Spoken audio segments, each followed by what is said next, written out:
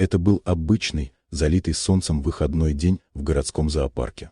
Семьи неспешно прогуливались по дорожкам, воздух пах сладкой ватой. Самая большая толпа, как всегда, собралась у вольера нильских крокодилов. А звездой этого вольера был он. Гигантский 6-метровый крокодил по кличке Потрошитель. 1000 килограммов чистой, первобытной мощи. Большую часть дня он лежал неподвижно, как бревно, и только его древние, лишенные эмоций глаза следили за миром.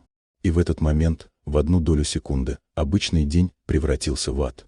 Раздался пронзительный, нечеловеческий вопль матери: «Нет, Даня!». Весь смех и гул толпы мгновенно оборвались. Маленький мальчик, лет 5, которого мать на секунду отпустила, чтобы достать бутылку с водой, вскарабкался на низкое ограждение. Он потерял равновесие. Толпа замерла, увидев лишь мелькнувшую в воздухе красную футболку. Раздался глухой шлепок. Мальчик упал с 3-метровой высоты и скатился по песчаному откосу, остановившись всего в паре метров от кромки мутной воды. Секунда тишины. 2.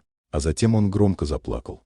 Этот плач нарушил покой вольера. На другом конце пруда бревно шевельнулось. Потрошитель открыл свои желтые глаза. Он услышал добычу.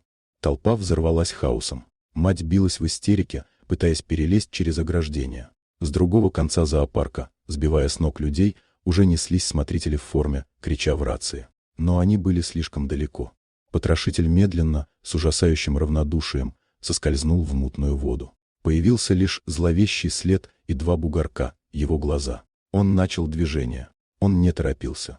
Он плыл медленно, уверенно, как хозяин, идущий за своей законной добычей. Он не отрывал глаз от плачущего ребенка. Крики на смотровой площадке стихли, сменившись мертвой, парализующей тишиной. Смотрители, добежавшие до ограждения, замерли, понимая свое полное бессилие. Крокодил был уже в 2 метрах от мальчика. Он медленно открыл свою чудовищную, усеянную десятками зубов пасть, готовясь к смертельному броску. Время остановилось. Это был конец. Но укус не последовал. 1000-килограммовый зверь остановился. Он сделал нечто немыслимое. Он повернул свое массивное, покрытое броней тело боком к ребенку, создавая живой щит. «Смотрите! Другой!» — закричал кто-то из толпы. С другого конца вольера, как торпеда, рассекая воду, несся второй крокодил, более молодой, более быстрый и агрессивный. Он летел прямо на мальчика, привлеченный плачем и запахом. И тут все, онемев, поняли. Старый вожак-потрошитель защищал ребенка. Это была его территория, и он не собирался уступать добычу своему конкуренту. Он лежал как живая стена из мускулов и ярости, не давая молодому хищнику приблизиться к мальчику. Этот невероятный стендофф, этот поединок 2 монстров, дал смотрителям те драгоценные секунды, которых им не хватало. Пока крокодилы выясняли отношения, один из смотрителей, рискуя всем, спрыгнул в вольер, схватил ребенка и передал его наверх. Толпа выдохнула. Мать плакала, прижимая к себе спасенного сына.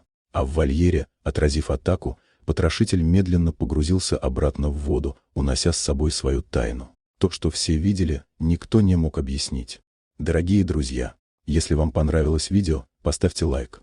А также подписывайтесь на канал, где наши авторские истории выходят каждый день.